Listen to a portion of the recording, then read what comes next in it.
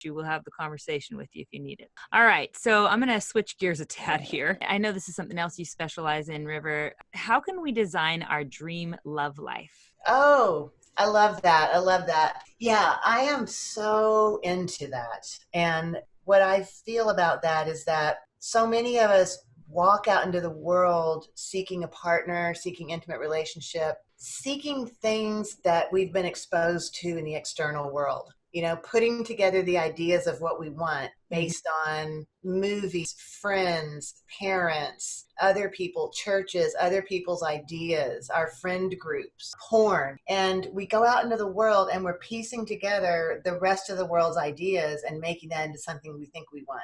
Right. And I love the opposite. I'm a really dedicated to internal experience and inquiry. And it's amazing to me how much lives inside me, you know, and other words. So sometimes lately I've been thinking about how, did you notice the cyber world is bigger than our real material world? Absolutely. You know, like I can go get lost in the rabbit hole of the online world, and it's actually far bigger. Yes. And I come back forever. Yeah, and it just goes forever. Well, the cyber world's bigger than the material world. Well, I like to think that my imagination is bigger than all of it. Yeah. So once I go into my imagination and let it rock, it's bigger than all of that stuff. And it goes further and it goes into more bizarre and interesting and exciting places. And I like to go into my own imagination and dream and find out what gives me tingles and what feels thrilling in my imagination,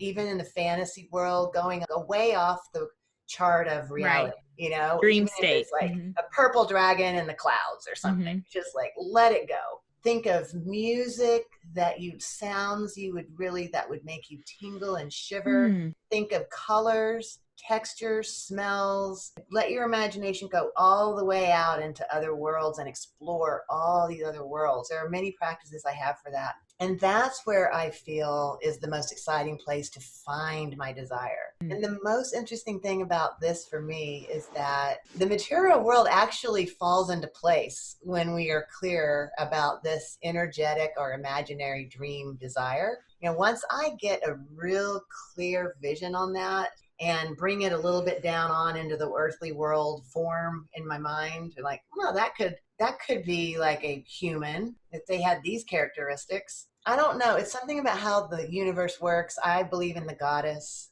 or like the force or universal consciousness, whatever name you want to give it. It provides on the material plane. Yes. If we go up first into that plane and dance. So every time that I have gone into that plane and danced in my dream life and thought what really just has me tingling all over, almost tremoring to imagine that it may be possible, you know, that kind of dream. Like, this makes me tremble just to think it could happen. That's how exciting it is. Bring it down into how that would manifest in the real world and wait and look for open doors. And guess what? This person usually walks right in the door. Absolutely. It's kind of amazing. So I feel like we don't do that enough. Yeah. So then we get caught in the mundane world. Well, we're just not intentional enough. Yeah. So then we're just caught up with like the choices in front of us of the material world. Just like, oh, okay, now I guess I just have like these 10 choices or these choices on Tinder. That's letting the rest of the world shove stuff at us and kind of boring. Yeah. And while I mingle through these 10 choices, I'll get 10 more, 10 more matches from the other side. Yeah. Yeah. Coming in the back was the wrong choice of words for this. But that whole like setting the stage and calling it in, I think is a super powerful thing. And I think we do that once in a blue moon, you know, where we finally take the time. Like I was saying, we're always talking about journaling on the show. It may seem I've heard you. Beautiful. But it works, man. You write it down. Yeah. That's, you know, such a permanent way to put it out here. Like, universe, did you see what I wrote down? And we're all about like future self journaling and writing lists. But once you do that, you call it in, it shows up at your doorstep. Then you start second guessing your worthiness, and you become Mercedes. You talking my life? Yeah, trying to go the next lesson because the next lesson. Yeah, and that I think is the part you're speaking to, River. Where but stay in that fluid feminine. You know, calling it feminine, not like only females can do this. I'm talking about a feminine energy, that yin state, let's call it, where you are able to exist in this plane of thought fluid and creative and allowing you to stay in this mode of calling stuff in without questioning your worthiness. Yeah. You know, and I think that's like trying to get there. I'm not there. I am trying to get there. I think I struggle with that because Mercedes knows I've always struggled with the mindset of lack, and I'm trying to transfer into the mindset of abundance in all areas. And it's all to do with worthiness. But I wrote a list in the beginning of last year, what I'm available for. And it was 18 traits that I wanted in a man. Peter was actually, I think, one of the first people I showed it to, and Mercedes. And you said it out loud on your bio. Yeah. I heard both of you guys' bio podcast. Oh. Yeah. So you heard me say then that it is what Mercedes said when it shows up. You kind of are like, am I allowed to have this? Like, it's almost like you ask for it and then the universe gives it to you. And you're like, I don't, it's looking for the imperfections. Like, you sure you meet all these criteria? I'm pretty sure I'm going to look into this one right here. This seems fishy to me. It's interesting that we do that. Yeah. It is. And so that's all your old stuff, right? Yeah. Yeah. It is. And you're then going to meet all your old stuff on this path.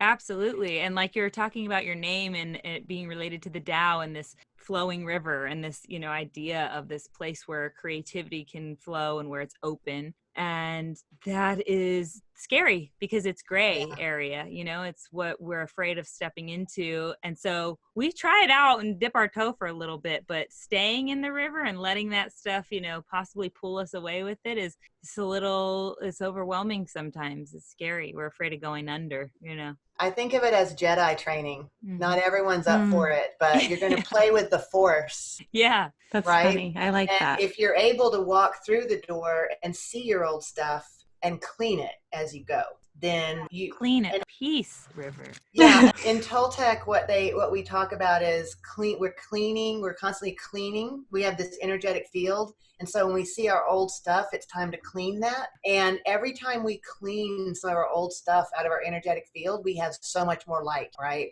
And so the Jedi training is, to clean ourselves enough to then not only bring that in, but receive it and incorporate into our lives, you know, and rise up to meet it. Feng shui this whole being so that there's space for all the good stuff to come in and move out all the old little yucky stuff. All right. Loving it. I got to work on that. I got to let that integrate. Cassandra on Instagram, one of our magic mobbers, one of my favorites. She asks, how is decriminalizing sex work an important next step for our country? Oh, I love that one. Yeah. I never thought I honestly didn't think I'd see the day when decriminalizing sex work would be a topic like it is now. Yeah. It's so hard for me to believe. It's so beautiful. Oh my God. And I am definitely a sex worker as a surrogate partner. And decriminalizing sex work would allow us an opportunity to integrate our sexuality as a natural part of our lives instead of making it shameful, dirty, and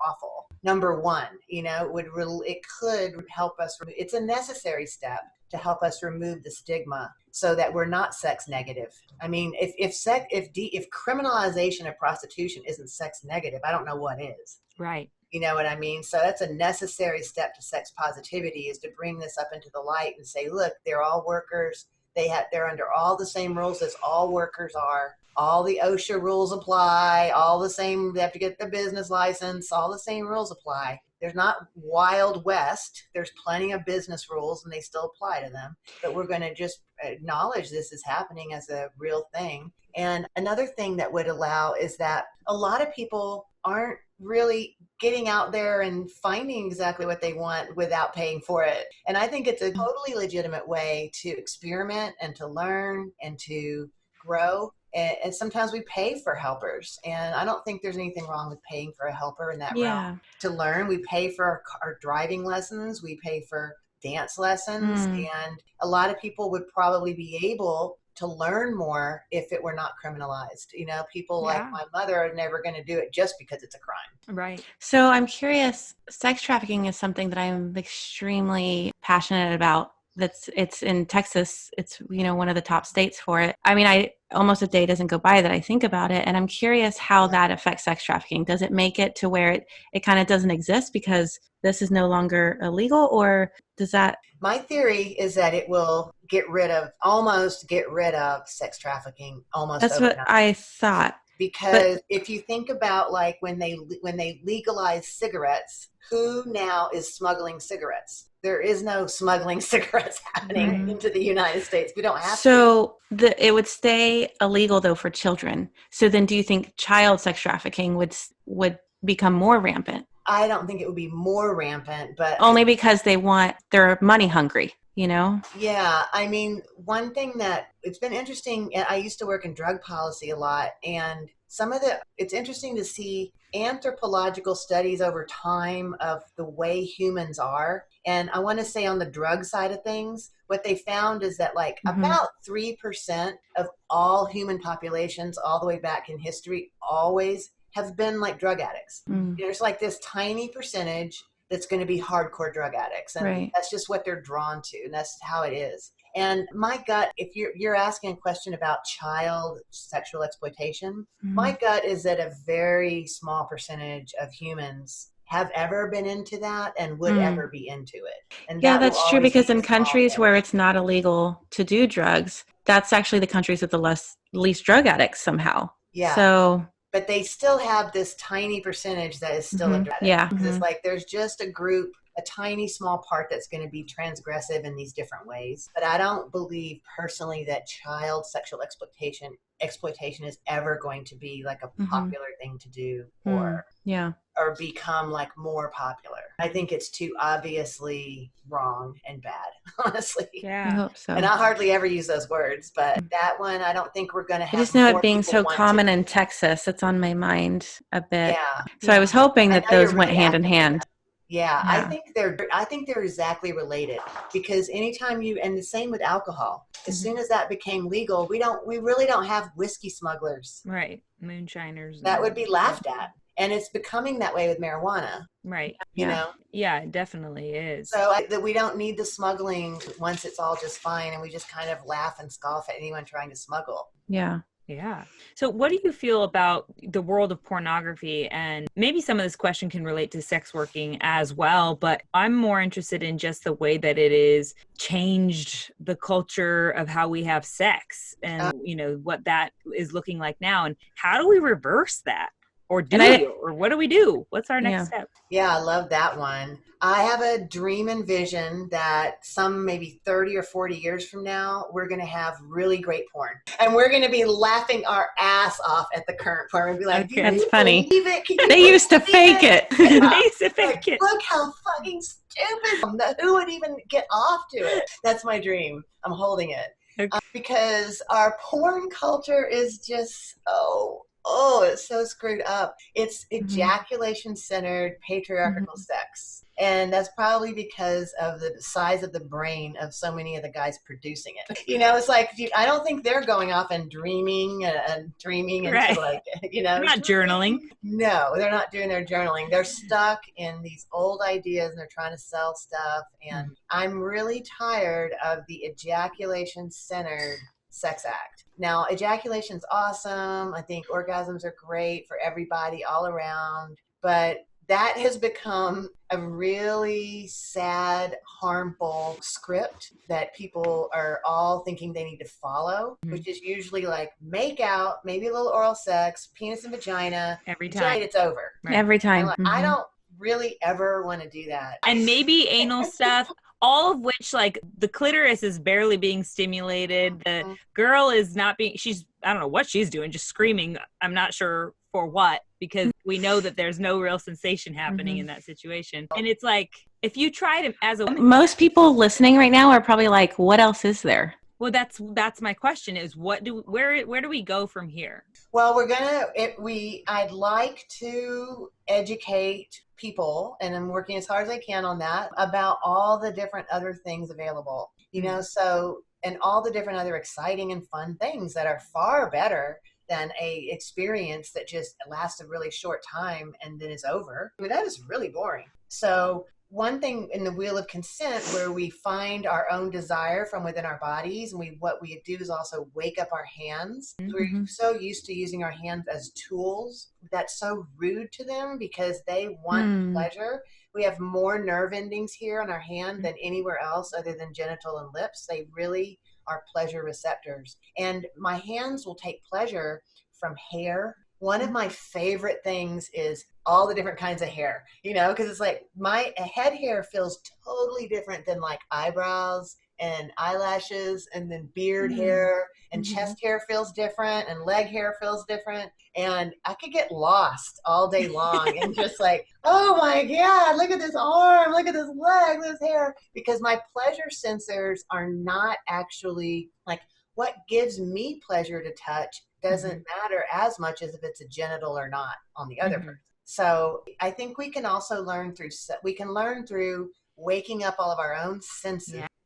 Then we can learn on our own self-pleasure to touch all our body and to see what we like on all our body. Maybe we get out some feathers, or maybe we get out some different kinds of stimulus. It's like, oh, by the way, when I did that, I could not believe that I could massage my own foot. I was shocked. It was just like, I never thought of this, but this is a heaven, Yeah. This is totally pleasurable. I don't know if this is, because you mentioned the hands, I don't know if this is common for all women, but I get like orgasmic sensations with a really deep foot massage. That's kind of what I'm talking about, because it's just like, what the hell? This is good. Then everyone is going to have a bunch of parts. For instance, I don't know why this is, but very frequently, if I put my hands on the two earlobes of the person I'm with, I get just this electric shock starts just flowing through my body a lot, I don't know what, but I'm always like, oh my God, may I touch your earlobes? I'm going to try that. I always mess with people's earlobes. You say you already do that? Yeah, I mess with, I don't know why. That's like a thing I mess with their belly buttons. You guys are awesome. I think you can do lots of stuff with that. I just feel like the belly button's such an ignored body part.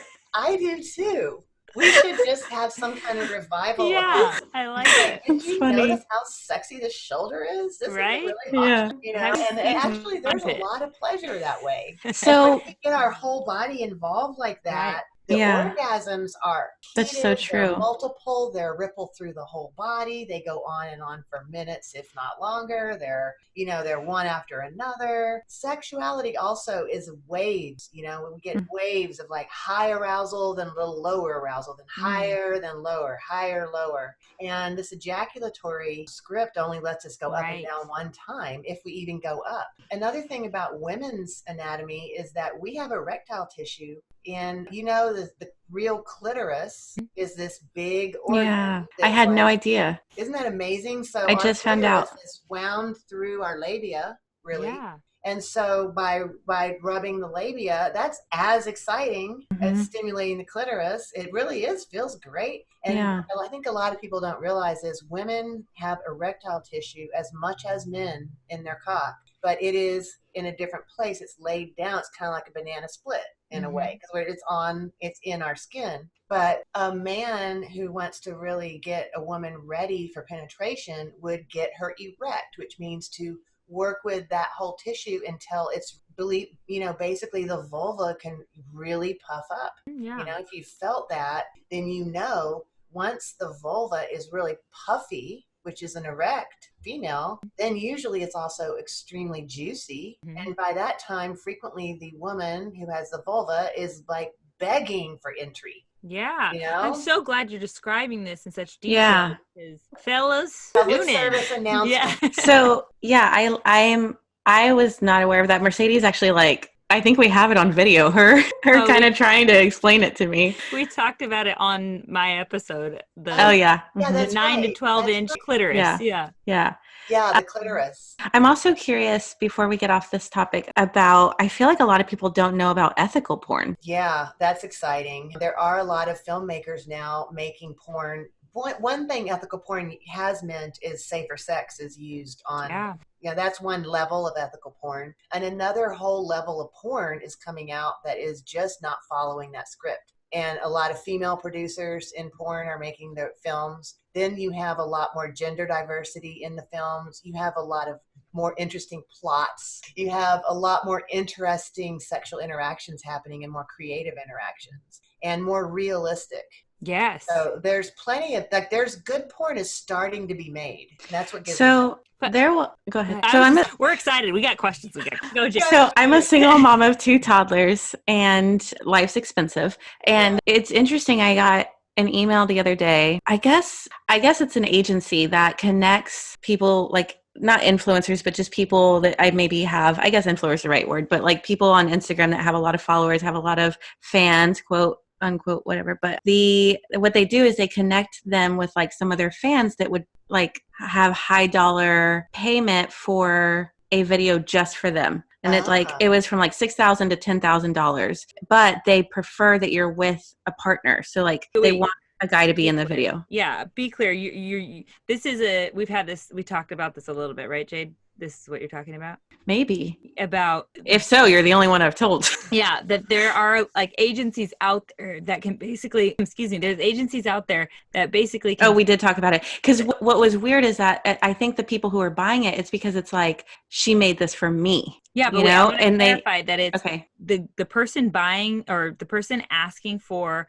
a video from you is asking for a porn video, basically a video of you having sex with a partner usually, but the video only goes to the person that is paying this dollar. No one else is allowed to see it, or else with some NDA, some non-disclosure agreement, they sign away whatever their life if the video ever leaks, something like this. So what's your question? I wanted the listener to know what we were talking about. Just that exists too, that like there's just so many different types of, because that's a form of porn in a way. And to me, people may not agree, but to me, that's a form of ethical porn in a way, because the girl is doing it just for this one person client who doesn't want to watch the porn that is being put out there for the reasons we mentioned. And he also feels like he's helping her out in her college or whatever she, needs by paying her directly instead of some porn website, That's all beautiful. Consenting parties. Yeah, and there's an exchange that's fair, right? Yeah, instead of someone being exploited, Yeah. And I didn't sign the contract, but all week I've been asking myself why I feel so many different feelings about it. So since we had that conversation, because it's interesting, it's like on one hand you're like, yeah, that's a better way of going about porn and in general. Of course, you have to have the dollar amount that if you want to see some specific person, act out a lovemaking scene with their partner or whatever your scenario is, I'm sure it can go into kink world and you can ask for more intricate and exotic things. But if all parties are consenting, okay, I'm on board with that piece. But why am I not on board? Like, I don't. And why is it so scary? Since they want it to be with your partner, you get more money, almost double if you're with a partner and it's not a solo act. Why is it so scary to ask your partner if he's willing to do it with you? Yeah, there's a lot of interesting questions around that. That's the truth. What was your question you were saying, Mercedes? No, I wasn't. I don't even know if it was a question, just a thought really. Why am I, I haven't got to the root of it. We literally talked about this like 2 nights ago or something. And it just came and went. And so I haven't thought about it too much more than here we are doing it live, but just why does it bother me? Or what is it? Is it shame based? Where's the root of why do you feel like that's not okay for me to do? Me to do. Like, I totally don't have even judgment on someone who decides to do that. It's like, but why am I not like, oh, I would do that? I need $10,000, but nope. Exactly. Yeah. So I don't know. Yeah. For both of those questions, both of you probably have a specific thought that's coming through as an obstacle, right? For sure. I got a journal. That probably ties straight back to old stuff, maybe. Yeah, or it may be a really healthy impulse also. That's a really healthy current impulse for where you're headed in your life, and that doesn't fit in with it. Yeah. That is a pretty kinky request. It is. It kind of reminds me of cuckolding. It's like far away cuckolding. Yeah, exactly. Yeah. Like sitting in the far, far corner pocket of the room. Yeah. I think that's a pretty high and cool dollar amount to have for that amount of work. And I think that's a pretty fair exchange. Yeah. Yeah. But Mercedes, you were going to ask another question when we were like, oh yeah, I was going to ask about, you said that, I think you were speaking to like multi-orgasmic intimacy or sexual possibilities, really, that they come in waves, and that this feeling of sensation comes in waves, and that porn, we got brought to that thought because porn is currently not showing that to the world, that piece of it to the world. It's about this patriarchy of breech ejaculation as quickly basically as possible, with a few sideline things that happen like making out and oral sex, but then it's pretty much penis and vagina sex or penis and anal sex, ejaculate. So my question was really around the idea of edging which maybe we've had that described on the show before, but I'd love for you to describe it in your own words. And then also abstaining from ejaculation, or if that is a critical part of getting to the place where a man can have multiple orgasms, and what the woman's part of that plays in, and where you've kind of already described how she can figure out how to make herself more susceptible to sensation. And we can go into that some too, about like the actual physical dynamics or the physiological dynamic of it. But where do you want to go with that? I love that topic too. This is so fun. I am so intrigued and impressed with men who want to up their game in bed, and to the point of wanting to be curious about semen retention practices and power building in that way. Some people talk about retention in like, well, yeah, I retained my semen for like an hour. And I think that's awesome. That's a really great movement in the direction. Yeah. But I was with a lover who would ejaculate every 6 weeks. Wow. And we had sex multiple times a day. And so he limited it to every 6 weeks. One ejaculation every 6 weeks with a ton of sex. And that's power building. So that goes back to the Taoist tradition and the somewhat of Tantra of building power. What a lot of men don't understand is that your most wonderful gene cells in your entire body come out in the ejaculate. So they're releasing their power. That's all the power, because in the jing, or the ejaculate, is your body thinks it might make a baby. So it's pulling your very best cells out. It's actually even tapping into spinal fluid and pulling those best cells out and putting it out to make this beautiful child. And so that's why men feel so tired right after ejaculating. We work a little differently. Our egg is our power, and it moves out every 30 days. And don't we feel tired when it moves out? Absolutely. We have our own cycle, but it's different. Their cycle is with the ejaculate. So if they don't ejaculate, then the man needs to learn how to circulate his energy through his body. And there's a real specific ways to do that. And it's not a huge secret. There are books on this, and it takes discipline. So it's just like, it's retraining your body, just as you would train for football or baseball or any other thing. You don't just walk out there and you know how to do it. You can't just walk on the court and be an NBA player. Practice every day. So it's a retraining of how the neural connections work in the body and the cells work, and it takes daily practice. What does daily practice look like? Self-pleasuring. It's not the worst practice in the world. It's called cultivating your sexual energy. So you're working with the arousal and the feelings of arousal, and then how to take that high aroused energy and circulate it back through the body and gain power. And so being with a man who knows how to do this, he can have sex for hours, and then he is still at the end powerful. He's not asleep. He's not tired. He's not, he's just powerful, just like we are. We can have sex for hours, and then we can be high at the end of that. So are they, and they build power. And I've seen men do this, and they build power in all areas of their life. And they start walking the earth like kings of the jungle. You can see the difference. And I also want to draw the distinction between that and what I have now seen more of is certain men of certain ages. The gene that comes out and the energy loss is a lot tougher on men as they age. And that's documented in great detail in the Tao. So by the time a man reaches, in the Tao, by the time a man reaches, say, 70 years old, he's basically, the Tao would say, like, okay, from now on, do not ejaculate again. Wow. When you're in your 20s, once every so-and-so often, in your 30s, a little bit less, 40s, less, because you're going to need that energy. And what I want to distinguish is, I think we've all seen men who look really tired and really drained. And you might talk to them and find out they're wanking off to porn like 3 times a day. Yeah. Right. And they're jing, and you can see it. They're drawn, they're usually pasty, they're tired looking, they're older looking than they need to be, because they're just shooting all their energy straight out and wasting it. And now that porn is so easy, some guys are doing this 3, 4, 5 times a day. And it's like, that's fascinating. So just to clarify, their entire health is going down. Yeah. That I've never thought of it that way. I've thought of it the first way, but I never thought about it the opposite when they are doing it so much. To clarify though, when a man doesn't ejaculate, he still can train himself to orgasm. But a lot of men, when I try to explain this to them, they're like, no, there's no way you can't, or like they feel like it's one and the same. They can't separate it. Oh yeah, thank you. Because ejaculation and orgasm in a man are two different things. And it's They're so weird. separate Most things men because disagree. they've never separated them. Right. How can they? Well, one book I recommend a couple of books, but one of the main one is The Multi-Orgasmic by Montauk Chia and his friend. I can't remember the name. Montauk Chia is the main master who brought this to the Western world. I am considering going to study with him in New York this year, personally.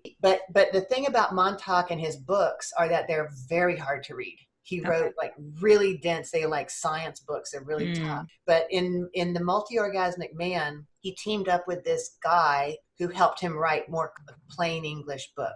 Okay. And in that book are the practices that, like I said, it's practice. It's like daily practices to work with your breathing, and you need to learn how to circulate your energy with or without sexual arousal, just how to circulate it, because then you can put your energy into those channels. So it's like literally a discipline and a practice. Yeah. In our meetup, we've had a panel in the past. We've had several meetups about this. We've had a panel of men who retain to just answer questions and talk to other men about it. And we've had one where we had a demonstration of the cultivation practice. That was my ex. So he actually in front of the crowd demonstrated the whole cultivation practice.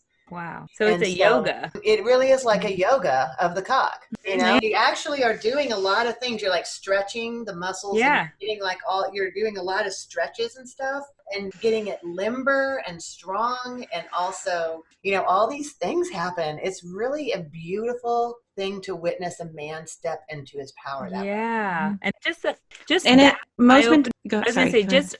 eye opening to the fact that your body can do so much more than you ever said it couldn't do, And we're missing out. Yeah. By lack of knowledge.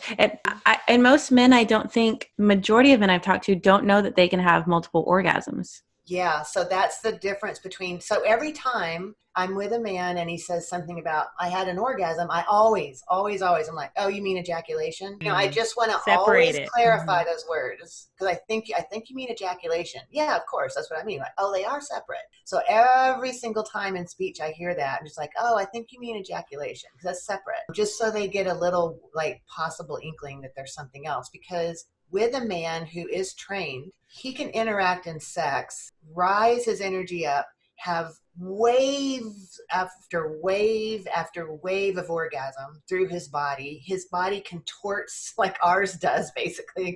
It can go as long as ours do. It can go a long, long time. And then these are the waves we ride. Then down a bit, then we may, and that's why I've told clients, they're like, I'm like, this is how you have sex all night long. Yeah. You don't have sex all night long by going like this for 12 hours. Yeah. The woman wouldn't even want that. And they're like, really? I'm like, yes, I would be like, get off me. What are you doing?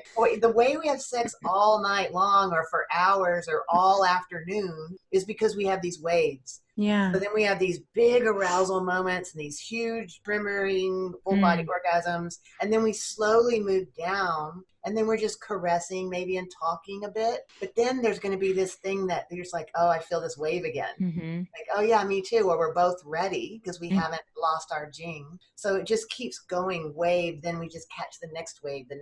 And that's how hours go by. Yeah, because you're living in that moment or in that night or whatever on a different type of energy that you're cultivating between the two of you. It's really beautiful. It is beautiful. And I think most people are like, I don't have that kind of time. It's like, I was listening to... you don't think so until you experience the multiple orgasms. Make a little time in your schedule. Yeah. I was listening to a guest that we're having on coming up in a couple weeks here, Justin Patrick Pierce, who's London Angel Winter's husband. Both of them were on this show I was listening to. Cool. And Justin was talking about how when he was really starting that practice of training himself, that he could create enough energy in him that he was so basically lit from this energy that he was cultivating through the practice, that he would only sleep 3 hours a night. Oh my God. I mean, he's like a new father now, and he's not doing that right now, but yeah. And it was really beautiful. And actually on that podcast, I wanted to bring up that podcast. I'll give it a shout out. It was called Neuron Fire by, I believe, the Platypus Institute. In any case, it was all about how neurons work in our brains, how we can retrain every part of our lives to essentially rewire our neurons so that we can hopefully, live to our highest potential. And the host of the show was talking specifically to London and Justin about what we're talking about here, which is the sexual energy, or what men give away whenever they orgasm often, and that it takes your life force out of you. And they brought up a study on that podcast, the host did, about a laboratory that was studying worms, I think maybe earthworms even, or not sure the exact type of worm, but basically they took half of the worms and they caused them to orgasm several times a day for however many days the study was, and the other half they made them abstain from orgasming for that time and only did it periodically once every, it was less often. And the ones that didn't orgasm as often lived several days further than the ones that were orgasming more often. So that just a little that's science so proof of that. And for some reason, we all think that the more orgasming, the healthier you are, because it's like a release, and you're releasing stress. Active. I'm all about the motion, like the being active portion of it and the energy building. But yeah, I get and that. Women can cultivate sexual energy as well through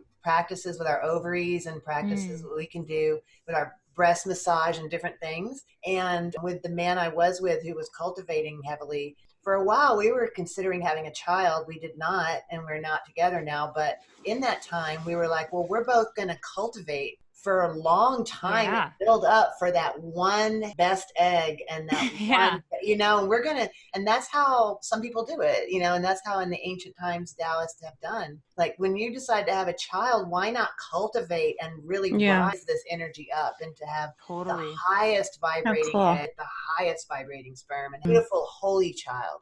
Yes, I actually have that as a question for Justin coming up, because he's a new dad, and I'm sure him in London had this massive, I mean, that's all they do is basically intimacy and sex training with people. So I'm sure they have a good story of how they decided to cultivate that egg and all that work that I'm looking forward to that. That's going to be interesting. Yeah. Isn't that I'm curious if there's something women could do to help make it easier for us to have multiple orgasms. For women, gosh, back on the women's side of things, we have a lot of issues as well, that society and culture has domesticated us away from our own pleasure. And such as, it took me forever to find any anatomy book that had the G-spot in it. Actually, I haven't found it yet. Wow. That's missing. And for a long time, the clit was missing in anatomy books. Wow. And so it's just literally skipped over. I could go on about that one. I mean, I also personally practice a form of Kundalini Tantra that involves the root chakra being my G-spot. And I firmly believe that is the root, because it's a nuclear powerhouse and I feel it in my body. And the lineage I study directly points that in diagrams, like this is your root chakra. And the reason I'm saying this is that's interesting. The reason I'm saying it is because I've gone to so many Tantra classes and chakra classes in this United States, where they say the second one is your sexuality, and they never even tell me my G-spot's involved in the chakras, which I get really mad about, because I'm like, this is just fucking female suppression. Like, don't tell me my root chakra is like somewhere down in my pelvic area. You're just hiding the fact of my power center. It's my G, and I can learn to do tons of things with that to set it on fire, and you're not letting me. Which is where our grounding is too. Yeah, that's where our powerhouse is. And so it's just one example of women not even getting the information of our power in our sexual life. And then but I think that for women, number one, it's just kind of like with this Toltec process. On one hand, you want to light up your sexual energy and find out where your nuclear powerhouse is inside your own body, and learn about your own body's sexual desires and unique sexual expression that it wants to have. And while you do that, you're going to hit all your old stuff. right? So there's going to be all the shame that you were domesticated into. They're all going to pop up one at a time. If you had trauma and sexual, I don't even know if I've ever met a woman who hasn't had some kind of sexual trauma, you know? I mean, like I lost my virginity when I was 14, and not until recently did I really look at that and go, my God, 14-year-olds are tiny. They're just like little kids, you know? I never thought of it as that unhealthy, but looking back, it's like there wasn't anything healthy about that. It wasn't the way it happened. Yeah. So we all carry real screwed up stuff from the past with our sexuality. So as we find our true nature, we're gonna hit all the old gunk one at a time. And do we have the Jedi training to be able to face that gunk and move through that gunk and clean it so that this whole thing can blossom into the beautiful light we were meant to be? Yeah, we call that seek the pain for positive gain, when we step into the uncomfortable stuff to get to the good stuff on the other side. Before we move on, because I just can't stop coming up with questions for you because you're so damn interesting, I wanted to know if you think that getting in touch, how much you think that getting in touch with our root chakra, for that matter, or getting in touch with our own personal ability to feel sensation and be open, both physiologically and you know, mentally, psychologically, affects our ability as women, especially to become pregnant. Oh gosh. You know, infertility has never been as high as it is now. I mean, it's just so high. I think I heard that 1 in 4 couples is infertile. That doesn't mean just the woman is, but that's a lot. And I've also heard from, like, Elon Musk is one of my boyfriends, just imaginary, unfortunately, on stage with Jack Ma, who is the founder of Alibaba in China, who's one of the biggest businesses there. And basically they both agreed we're headed to a huge population collapse. Like, a lot of people are worried we have too many people on the earth, but it's not going to be too long from now when we're not going to have that many people on the earth. And infertility is one of those reasons. Wow. And I personally believe this cultivation is a very big and important part of it. Very big. And for me, if a woman came to me and said, I'm not fertile, before I would let her go to have pharmaceuticals, you know, and different kind of medical interventions, I would check in on that sexual energy cultivation and check in if there isn't a natural way to open up the potential there. Yeah. And maybe even both on women and the side of men, because of the way that they're interacting with their woman and making a safe place for her to feel enabled to open, you know, and able to accept the sperm to where it needs to go. And all the mental stuff that, I mean, like, just like we've been talking about this entire episode, there's so much tied to what we're thinking and our root traumas that block us from physiologically shit we have no idea that we're not allowing ourselves to experience. And I think pregnancy can be along those lines. I'm no doctor, but no. But I've heard too many stories of women who were trying, and then they had an energetic clearing of some kind and immediately got pregnant. Yes. It's just a common story. Wow.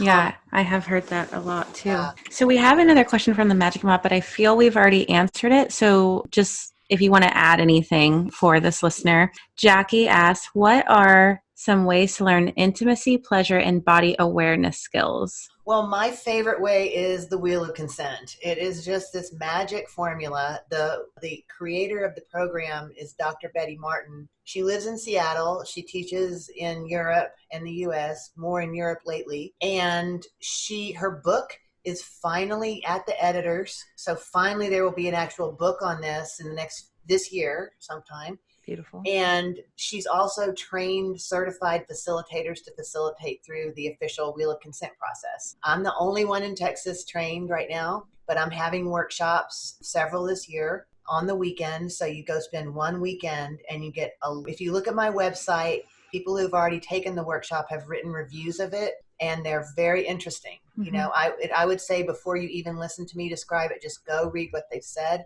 Almost everyone has changed their life. Because when you change your perception of your own desire, your body's capability, and your ability to know what you want, trust it, value it, ask for it, get it in a safe way, it will affect your whole life. Absolutely. Just the confidence of knowing that you have a process to follow that will get you results one way or another is so invaluable. This is the most amazing results getting process. And I've learned it. I like it when my new lovers will learn it. They will not all do it, but I'm like, I'd like it if you did. We'd have this language. Yeah. Then we'd have this vocabulary. Because right now I'm trying to explain things to you that's taken a long time. Right. But if you just go do this, and then so with the workshop, we're building a community called the Wheelheads, and only people who've been through the workshop are then invited into this community where we're going to be getting together this year to practice with others who know it, so we can just keep our skills sharp with others who do know it. Because with another person I will say this, like, I'm teaching the Wheel of Consent workshops and building a community of people who've taken the workshop. That's one group of people, the Wheelheads. And then Peter and I are teaching these workshops about peak erotic experience. What I'm saying is that through these courses I'm teaching right now, there's a strategy and a plot. There's an evil plot to create community that really has a high level of these skills and capacities, and so that we can have more and more people. I'm in Austin, I'm teaching in Austin, but so in Austin, my evil plan is to have more and more people who are built up with these really high level capacities and skills in sexuality, not just for me personally to take as a bunch of lovers, but so that we'll all have a lot bigger selection of people that we can interact with on these really high levels with our sexuality. So I'm teaching these courses. They're not just like, I'm just making a few bucks, forget it. I'm actually working to create a community that has a much higher level of skills. It's the same thing we do with the East Austin Kinkster. One of our stated purposes is to raise our kink to a higher level together. And so we have a lot higher level discussions about how we can really improve our big overall game together. Yeah. And so I'm very interested in seeing the overall skill level rise up in this city. That's really cool. And I get it when you say you want to be around other people when it comes to being especially sexually intimate and exploring your kinks and any other intimate nature you want to explore, or whatever words you want to use for it. You want to be around people who speak the same language, because that's huge. It takes out a huge piece of the stress and effort of what this all probably means to most people listening, and what it means to me, which is like that thing we were talking about when we've kicked off this episode of, it's hard to communicate your needs and wants because we haven't learned the language of how to do that with a partner. So I think what you're doing just in having this conversation even is moving mountains for me. So I know what you're doing out there in the world and in your community has got to be doing just as much. So it's really incredible. Thank you for that. So onto the last portion of the show. We flew long enough with all our questions. And after we hang up, I'll probably have sexy dreams of other things I want to ask you next time. There's a few short questions we like to ask everyone who comes on the show. So first off, if you could hug your younger self right now, what would you say? I would say, I'm here, sweetheart. How are you feeling right now? And what do you need? What do you need? What do you need right now? That's the most different answer we've gotten, I think. Really. She speaks to me. My trauma was when I was an infant, so I always imagine holding her just like a little one. You know?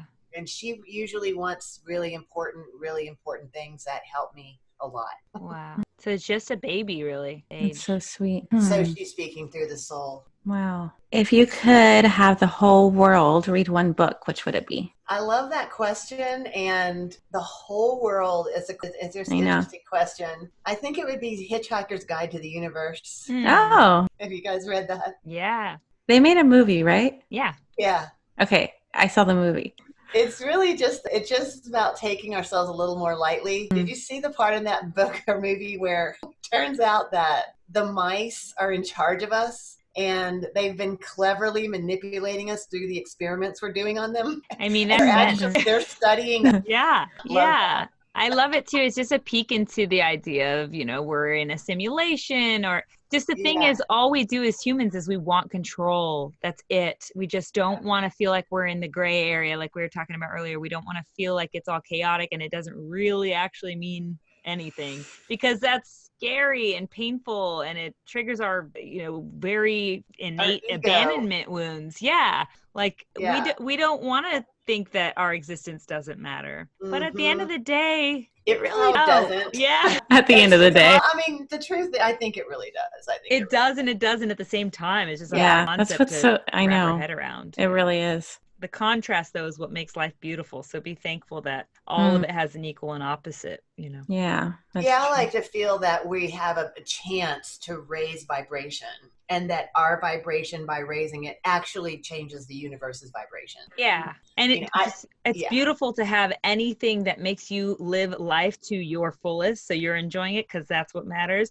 And that doesn't hurt others and maybe actually helps them do the same. You know what I mean? Yeah. So I think that that's whatever way you want to do that, as long as it fits into that. See me trying to control it right here. But I think that that's all good with me. Like, I'm good with it as long as that's your masculine side, right? Totally. I'm the container for that. That's what I'm willing to be the container for.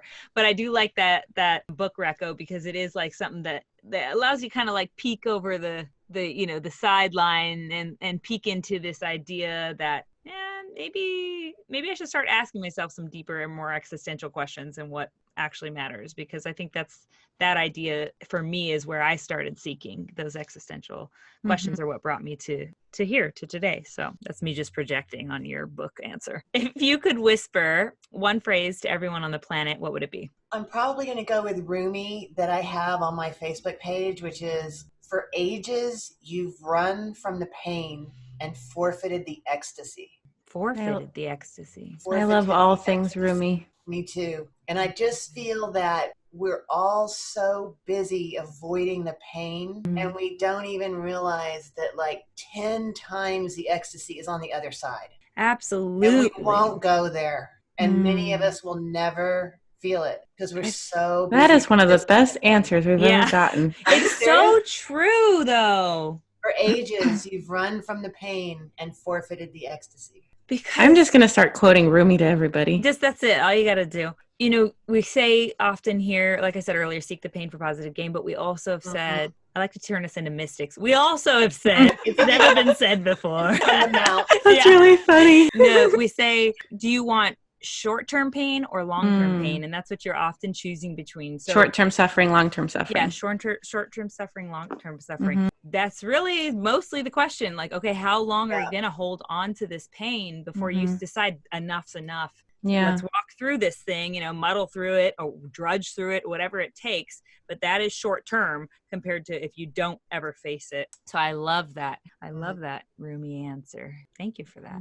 You're welcome. Thank you. Before we let you go, thank you, Rumi. Before we let you go, River, where can people find you online? The easiest place is uncagelove.com. And there's no D in there. It's not uncaged like the past tense. It's uncaged love. Oh, okay. That makes so much sense. Uncaged love. And the best thing I want everyone to do is to get on my free monthly newsletter, which is called The Full Moon Howl. And you can easily find that on my webpage. You can also find that at bit.ly/Full Moon Howl, which is BILY/Full Moon Howl with capital F, M, and H. And all of these are in the show notes. So if you just want to click on the iTunes podcast that you're listening to, we'll have the links for you. I really want to encourage the newsletter because it has a sex positive events calendar for Austin and worldwide. Awesome. I don't know if either of you have seen the events calendar. I did, yeah. Those are some of the best instructors in the world, all over the world. So even if you're planning a vacation, it is a great idea to plan a vacation and go to one of these awesome, sex positive trainings or educational things somewhere fun. And I really have some great facilitators and instructors work in there, and different trainings you can take for sexual healing and lots of stuff. So anytime I find anybody who's doing an awesome thing, it goes into that calendar. That's awesome. Thank you for doing that. Yeah, I know these are big efforts. And I think that like I said earlier, the work you're doing is really, we talk about people changing. You talked about Elon Musk, for instance, being one of your crushes. Yeah, he's doing some major things, amazing things. And maybe because he's very powerful with what he's doing, it makes it very sexy. And now I know your Kinks, origination. So I'm going to psychologize everything you do.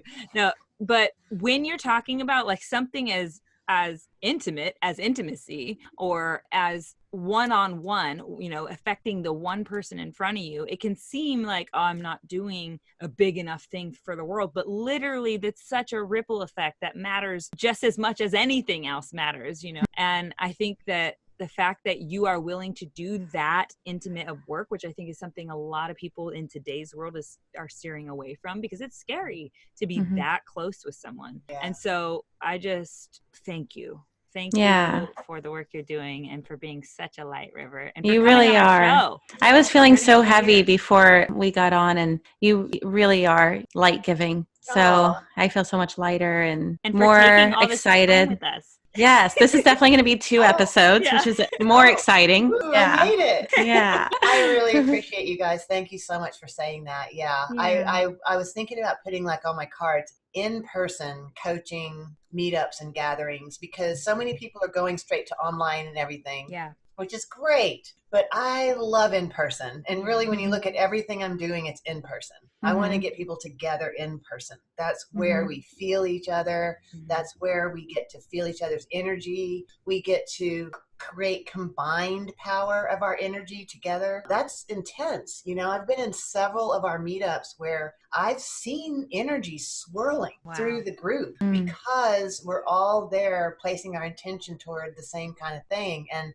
a group's energy is powerful. So in person's where it's at, Yeah. Hey, when we get to record in person on the podcast, we totally get what you're saying, but someone who's as bright of a light as you comes right through this. Yeah, it really does. Thank you guys so much. I really love you guys. And yes, thank you. I hope we get to absorb you in person someday soon. All right, River. Oh, cool. She figured it out. That was really good. Yeah. And I'm glad it's 2 episodes. Me too. I think that was really going to be something a lot of people are going to gain. It's just so different from, so when I told Peter, we're having on Sarah Rose, he was like, you really need to have on River. And I think that is what I was wanting from Sarah Rose. I know. So, I'm but so you know what? got it. Her episode did well, actually. Decent. Okay. Woo! We love River. Yay. I know. You spent so much time with us. What a doll. I love it.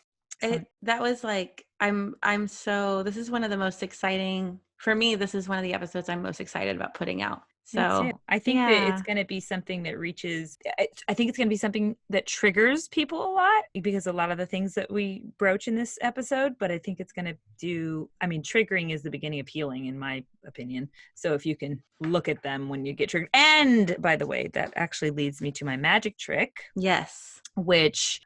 So literally exactly what I'm speaking about here about the triggering. So one of my really close girlfriends shared a very vulnerable thing with me the other day when she said that she had to confess that she doesn't listen to our show often because she's afraid that it'll be too sexual and that it'll shine a light on places that are uncomfortable for her to go right now. She's going through some stuff, some difficulty in that area. So and I don't want to give too much away about this person, so I'm just going to kind of leave it at that, but she has had some issues in that area in her life currently. So it was hard for her to look into that right now. And, I thought that this is something worth bringing up here, because when she said it to me, I was, of course, immediately relieved to know like her truth, and glad that she was able to share that with me and, be vulnerable and feel safe in that moment to do that. But then I also felt like a pang of, I want to say sadness, because I know that if she's experiencing that we've got a lot of other people that are probably experiencing the same thing.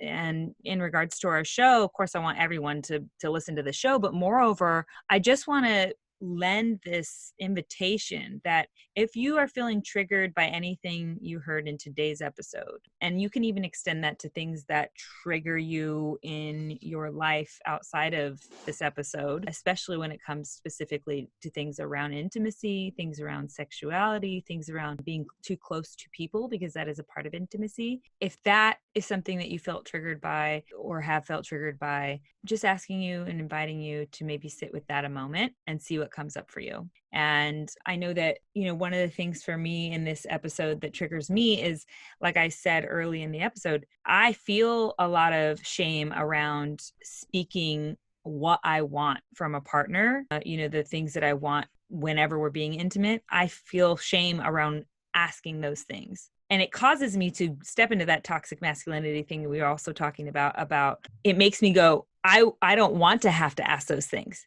Yeah, that's my own bullshit though. It's not realistic to say my partner should just show up with those things like we were saying, the talk with River. So I have to face in me what it is that's causing me to feel like I can't say these things out loud without feeling shame around them. That's stuff I have to dig up. And, you know, like I mentioned, I haven't fully figured out what all that means for me yet. That's the work I will do, and I'll journal it and I will report back on this show. You know, I will. So that's my ask for you guys. Dig up anything that might have triggered you in this show or in your life right now, especially around sexuality. And if you feel even just that, just sit with it. That's enough. But if you feel really called to do a little more work on it, break out the old journal, write it down, see what comes up, and write down your feelings around it. And that's it. And just by making that effort, you've already set your subconscious to work on finding the root to that trigger. You know, whatever it's tied to will show its face. So you're one step closer to healing it and releasing it. And I want to do that work with you guys. So jump on board. That's the most Mercedes magic trick I ever heard. I don't know what that means. Ask yourself why. Yeah, that's what you But I love do. it. I know, I love it. It is really good. That's what I think we're getting better at this. At this in our own lives. I think. But who knows what we'll think in a year. For sure. In a year, we'll look back and be like, what kind of bullshit were we selling? Funny. What's your magic today, Jade? Mine's super simple. So I read in the Gottman book that we talked about on previous episodes, 8 Dates. On the 4th chapter, it's about sex and intimacy. And they said it's a proven fact that couples that kiss for 6 seconds at their hellos and goodbyes, that they have the most sex out of all the couples that they have, I guess. Chris, get in here. I need to say hello for 6 seconds. I love that. So 6 seconds. And, you know, you always hear about, we always talk about the 15-second hug and all that, but a 6-second kiss at hello and goodbye, that it makes such a difference on your relationship that you actually end up having more sex. Cool. Simple. I could totally see that happening. Like I'm envisioning it right now. Yeah, I get it. Even just like a little ass grabbing or a little like, touching of your partner as you pass by them. Just those little moments. Or when he comes up and like holds me for a few moments, I'm being what Justin in London would call, we're playing that sexual polarity out. You know, we are creating sexual energy between us, and for sure a kiss would definitely for holding someone that and long. Also you think about it too, like sometimes you come home from work or you meet up with your partner and you're so frustrated from so much of your day and you're carrying all this frustration, it's like bleeding off of you. But when they take especially for me, I love when they put their hands on your cheeks, you know, when they take your face and you're kissing for 6 seconds, for me that stress melts away and it helps me to switch modes into not letting all that bleed into my partnership. Yeah. There must be an oxytocin release that happens there that kind of overrides the cortisol or whatever shitty hormones you got going through your body at the moment, right? In that situation. I love it. I'm going to do it. I'll report back to you on that as well. Cool. Yeah. All right, Magic Mobbers, thank you so much for tuning in and taking this journey with us. If this episode held some magic for you, please share it with your friends and family. This would mean so much to us. And don't forget to join us on our Instagram page at The Magic Hour and let us know what your favorite episodes have been so far. We appreciate all of your feedback and want to know what's lighting you up. Go listen to some of our past episodes in our podcast library now. We'll meet you there. Until then, be a light.